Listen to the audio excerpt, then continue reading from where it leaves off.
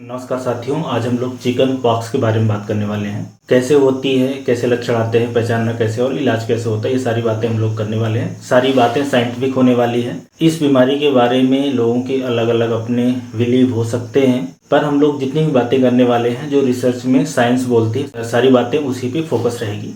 Chicken pox को हम लोग चेचक या छोटी माता नाम से भी जाना जाता है अपने देश में, बट साइंस में देखा जाता है कि ये वायरल डिजीज है, मतलब एक वायरस से होने वाली बीमारी है जिसको वेरिसेला जोस्टर वायरस भी बोला जाता है। मतलब ये जो बीमारी होती है, छोटी माता होती है, शरीर में जो फोड़े फपोले बनते हैं, ब्लिस्टर बनते हैं, वो एक वायरस के कारण होता है जिसको वेरिसेला जोस्टर वायरस बोला जाता है। और ये बीमारी काफ़ी तेज़ी से फैलने वाली बीमारी है, लेकिन अच्छी बात यह है कि एक बार अगर किसी को ये इन्फेक्शन लगा तो वो लाइफ लॉन्ग इम्यूनिटी रहती, मतलब उस व्यक्ति को दोबारा वो इन्फेक्शन नहीं होता।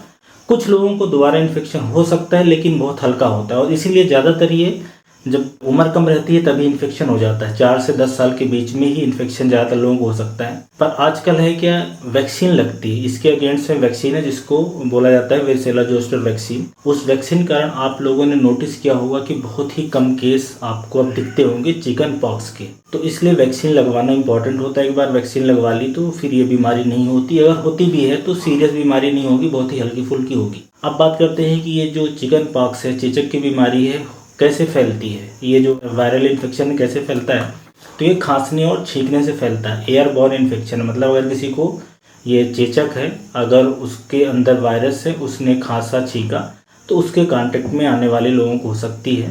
और ये जो इन्फेक्शियस पीरियड रहता है, जो इसमें रैश आते हैं, जो स्किन लाल पड़ती है, उसके 1-2 दिन पहले से लेकर जब तक वो जो फोड़े फफोले झड़ नहीं जाते, क्रस्टेड लीजन जब तक रहते हैं तब तक ये इन्फेक्शन फैल सकता है। मतलब ये 8-10 दिन का पीरियड रहता है। और एक दूसरा रास्ता हो सकता है कि जो ये फोड़े बनते हैं, जो ब्लिस्टर बनते हैं जिसमें फ्लूइड भरा रहता है, वो फ्लूइड में क्या वायरस होता है, तो अगर वो फटता है और किसी दूसरे व्यक्ति के कांटेक्ट में आ जाता है तो उसको इन्फेक्शन हो सकता है। और ये इतना मतलब ज़्यादा फैलने वाली बीमारी, ऐसा कह सकते हैं कि अगर एक व्यक्ति को इन्फेक्शन है और उसके पास में 2-3 व्यक्ति हैं जिनके ना तो पहले ये चेचक हुआ है, ना तो उन्होंने वैक्सीन लगवा रखी है, तो 90% चांस है कि उनको इन्फेक्शन हो जाए। इतना तेज़ी से ये फैलने वाला इन्फेक्शन है। बट होता क्या है कि ज़्यादातर लोगों को बचपन में इन्फेक्शन हो जाता है या तो वैक्सीन लगी रहती, इसलिए ऐसा अपने को नहीं लगता कि ये ज़्यादा तेज़ी से फैल रहा है। लेकिन जो ट्रांसमिशन की रेट है वो बहुत तेज़ होती है, 90% होती है, मतलब ये काफ़ी ज़्यादा होता है। इसलिए अगर किसी को वैक्सीन ना लगा हो और बचपन में अगर चेचक नहीं निकला है, कोई बच्चा जिसको चेचक नहीं निकला है, तो ऐसे व्यक्ति से उनको उस 8, 10, 15 दिन के ड्यूरेशन में दूर ही रखना होता है। अब इस बीमारी के बारे में समझते हैं कि ये कैसे शरीर में हो जाती है, और जो ये वेसिकल या ब्लिस्टर जिसको बोलते हैं, जिसको हम लोग फोड़े बोल सकते हैं, फुंसिया बोल सकते हैं हिंदी में, इसका क्या मतलब होता है। तो जैसे किसी व्यक्ति से इन्फेक्शन आता है तो जो रिस्पायरेटरी म्यूकोसा होती है, मतलब ये जो सांस लेने का रास्ता है, उसकी एपिथेलियम में वायरस ग्रो करता है 2-3 दिन तक, फिर वहाँ से ब्लड में जाता है, ब्लड में मल्टीप्लाई करता है। जब ब्लड में जाता है तभी ऐसा नोटिस किया होगा कि कुछ लोगों को, स्पेशली एडल्ट को और कुछ बच्चों को, बुखार का आना, कमजोरी, थकान लगना और सिर दर्द होना, भूख न लगना, ये सारी समस्याएं आती है। उसके बाद एक्चुअल रैश और स्किन लीजन स्टार्ट होते हैं।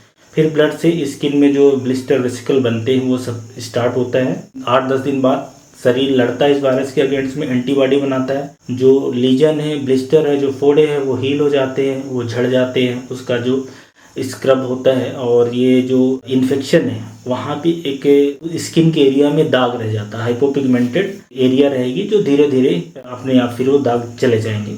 अब ये जो वायरस है वो क्या करता है, वहाँ स्किन से तो फोड़े फफोले ठीक हो गए, पर ये वायरस चला जाता है नर्वस सिस्टम में, नर्व में चला जाता है, वहाँ डॉर्मेंट स्टेज में पड़ा रहता है पूरा जीवन। और ऐसे लोग जिनका इम्यून सिस्टम कमज़ोर हो जाता है, अब कमज़ोर होने की बहुत सारी वजह हो सकती है, तो उसके बाद ये वायरस दोबारा से मल्टीप्लाई करता है, रीएक्टिवेट हो जाता है, और नर्व के थ्रू, जिस नर्व में वो है स्टोर है, डॉर्मेंट स्टेज में पड़ा है, वहाँ से किसी भी नर्व में जा सकता है और स्किन पे ये पेनफुल, मतलब दर्द भरे ब्लिस्टर कराता है। तो जिसको हम लोग बोलते हैं हर्पीज जोस्टर बीमारी, आप लोगों ने शायद सुनी होगी कि एक जगह पे ऐसे चेहरे पे या इधर छाती पे, पेट में, कहीं पे भी एक जगह पे बहुत सारे फोड़े फफोले पड़ गए हैं जिनमें दर्द हुआ है, वो हर्पीज जोस्टर इस चिकन पॉक्स का जो वायरस है दोबारा से जब रीएक्टिवेट होता है तब वो बीमारी कराता है। अब हम लोग थोड़ा सा चेचक के लक्षण को समझते हैं। इसमें मेन जो लक्षण आता है कि एक फ्लूइड फिल्ड ब्लिस्टर, मतलब ऐसा फोड़ा जिसके अंदर पानी भरा है, इसमें खुजली होती है। मोस्टली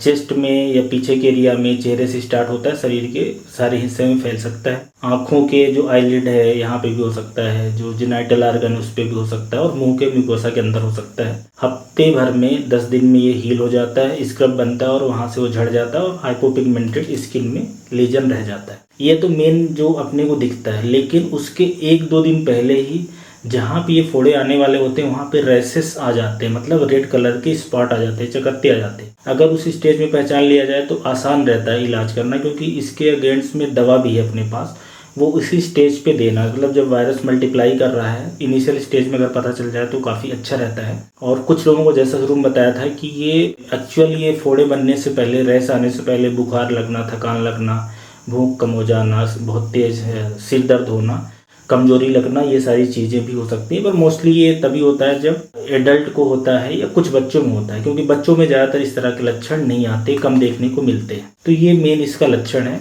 क्योंकि इसको दूसरी जो कुछ बीमारियां हो सकती है, स्किन की और समस्या, जैसे कि कोई स्किन के अंदर बैक्टीरिया का इन्फेक्शन हो सकता है, या कोई डर्मेटाइटिस हो सकती है, कोई कीड़े काटने की वजह से इस तरह से फोड़े फपोले पड़ सकते हैं, उससे इसको अंतर करना रहता है। तो जो मेन डायग्नोसिस है जो इसके फोड़े हैं उसको देखने से होता है, मतलब कि मल्टीपल पूरे शरीर में फैले हुए ब्लिस्टर रहेंगे जिसमें पानी भरा रहेगा और बहुत तेज इसमें खुजली होती है। डायग्नोसिस को कंफर्म करने के लिए डीएनए टेस्टिंग करी जा सकती है उस फ्लूइड में, क्योंकि फ्लूइड में होता है वायरस। उससे ब्लड के अंदर भी आईजीएम टाइप की एंटीबॉडी वेरिसोला जोस्टर के अगेंस्ट में दिख सकती है। ज़्यादातर बार जरूरत नहीं होती, पर कई बार करवाया भी जा सकता है। अब आ जाते हैं इसके इलाज में। तो इलाज में क्या होता है कि ये वायरल इन्फेक्शन है, बच्चों को है, स्पेशली बच्चों को थोड़ा कम आता है। तो उस केस में मतलब जो सिम्टोमेटिक ट्रीटमेंट है कि जो खुजली हो रही है, जो फोड़े के अंदर, उसका रख रखाव करना है, दर्द है उसको ठीक करना मेन रहता है। अपने आप ये हील हो जाता है। तो दर्द की दवाइयाँ जैसे पैरासीटामॉल दी जा सकती है 4-6 दिन के लिए। इसके अलावा खुजली के लिए एंटीहिस्टामिनिक दवाई है वो दी जा सकती है। कैलामाइन का लोशन आता है मार्केट में, वो खरीद के आप लगा सकते हैं। ठंडे पानी से नहला सकते हैं। तो ये सारी कुछ चीज़ें रखनी है। रेस्ट करना है, कम से कम 1 हफ्ते 10 दिन बाहर नहीं निकलना है, धूप ना लगने पाए, घर के अंदर रहना इसलिए ज़रूरी है कि इससे ये वायरस का इन्फेक्शन दूसरे लोगों में ना फैले। और फ्लूइड, प्लेंटी ऑफ फ्लूइड, मतलब आप तरल पदार्थ की कमी ना हो शरीर में। हल्का खाना खाएं जो शरीर आसानी से डाइजेस्ट कर ले।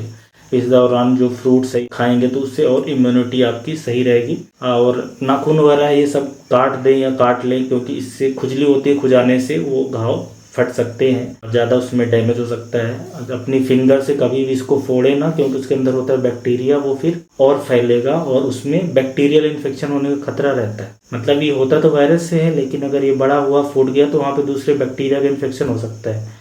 तो उसके लिए एंटीबैक्टीरियल क्रीम वगैरह लगा सकते हैं और इसको रोज़ गुनगुने पानी से धो लें। उससे ये जो खतरा होगा बैक्टीरियल इन्फेक्शन का कम होगा और ये जल्दी से हील हो जाएगा। अब इसमें क्या होता है कि एंटीवायरल दवा आती है, एसाइक्लोविर, और भी 1-2 दवा ऐसी करके आती हैं, उनको लिया जा सकता है। लेकिन बच्चों में मोस्टली इसको नहीं रिकमेंड किया जाता। जब बड़े लोग होते हैं उनमें होता है तब दी जाती है। ऐसे लोग जो इम्यूनो कम्प्रोमाइज्ड है, मतलब जिनका शरीर कमज़ोर है, मतलब कि उनको जैसे HIV एड्स की बीमारी हो, या कुछ लोगों को कैंसर की दवाइयाँ चलती हैं, कुछ लोगों को स्टेरॉइड चलता है। अब स्टेरॉइड बहुत अलग अलग तरह की बीमारियों में दी जाती है। मतलब शरीर कमज़ोर है तो एंटीवायरल दवा दी जाती है। या तो किसी को बहुत सीवियर बीमारी है, बहुत सीवियर लक्षण आ रहे हैं, बहुत ज़्यादा हो गया है, या कई बार ये क्या है मस्तिष्क में जा सकता है, आँखों को प्रभावित कर सकता है, तो ऐसे लोगों में एंटीवायरल दवा एसाइक्लोविर 1 हफ्ते के लिए लिखी जाती है। देने से इसमें काफ़ी आराम मिलता है। एक बार लीजन हील हो जाता है उसके बाद फिर क्रीम, ऑइंटमेंट या कुछ मॉइस्चराइजर वगैरह आप लगाएंगे तो जो दाग धब्बे पड़े हैं वो फिर हील हो जाते हैं, चले जाते हैं, और नॉर्मल स्किन का पिगमेंटेशन आ जाता है। तो ये तो होता है कि जो हमारी चेचक है, जिसको छोटी माता बोलते हैं, इस तरीके से होती है और ऐसा इसका पूरा इलाज, डायग्नोसिस चलता है। अब इससे कैसे बचना, अगर इसकी बात करें तो जैसा मैंने बताया था कि वैक्सीन आ गई है। अब 2 डोज वैक्सीन का लगता है। बच्चों की में बात करें तो ये 12 महीने से लेके 15 महीने या 18 महीने के बीच में 1 डोज लगती है, और 1 डोज लगने के फिर 3 महीने बाद आप कभी भी लगवा सकते हैं, मतलब 2 डोज लगेगा। और बड़ों में भी इसको ऐसे ही 2 डोज लगती है, पर बड़ों में 3 महीने का अंतराल नहीं, बड़ों में 1 महीने के अंतराल में लगा सकते हैं, और बच्चों में जब लगेगी तो कम से कम 3 महीने का गैप होना चाहिए।